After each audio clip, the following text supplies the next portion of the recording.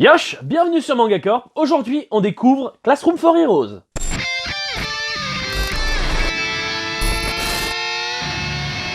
Classroom for Heroes est à l'origine un roman de Shin Araki. Comme vous pouvez le voir, il a eu le droit à son adaptation en manga, et chez nous, c'est Doki Doki qui s'y colle. D'ailleurs, merci à eux de nous les avoir envoyés en avance. Ce manga raconte l'histoire du héros qui a affronté le seigneur des démons. Il se nomme Blade. Ouais, Blade. Sur ce coup-là, les parents n'ont vraiment pas eu d'imagination. Oh, regarde comme il est mignon! Mais il faut lui trouver un nom. Ouais, il faudrait que ça soit quelque chose de tranchant ou de... Un de héros, fort, ouais, de fort. quelque chose qui puisse lui donner la patate, tu vois! Ouais, genre... Blade. C'est nul. Ouais, mais j'ai trouvé que ça. Ouais, vas-y, hop, ça passe. Durant la bataille, il se trouve que Blade a perdu une partie de ses pouvoirs. C'est pas forcément quelque chose qui le dérange, étant donné qu'il a toujours rêvé de mener une vie normale. Il commence donc par intégrer une école, comme tous les jeunes de son âge. Ce manga débute avec Blade qui vient d'intégrer son école et qui cherche à se faire des amis. Mais je suis pas sûr que sa méthode soit la bonne.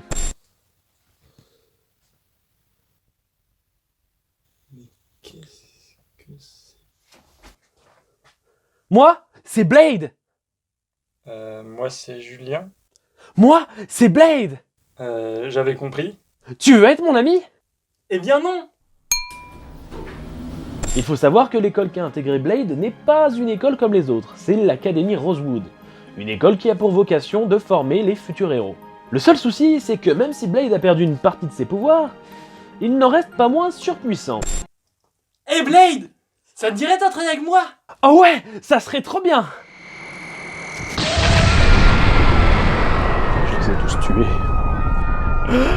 Alors ce scénario vous dit peut-être quelque chose, parce que il y a peu, un one-shot est sorti chez les éditions Delcourt Tonkam, qui se nommait Empress of Flame, et qui reprenait exactement les mêmes personnages et la même histoire que cette œuvre.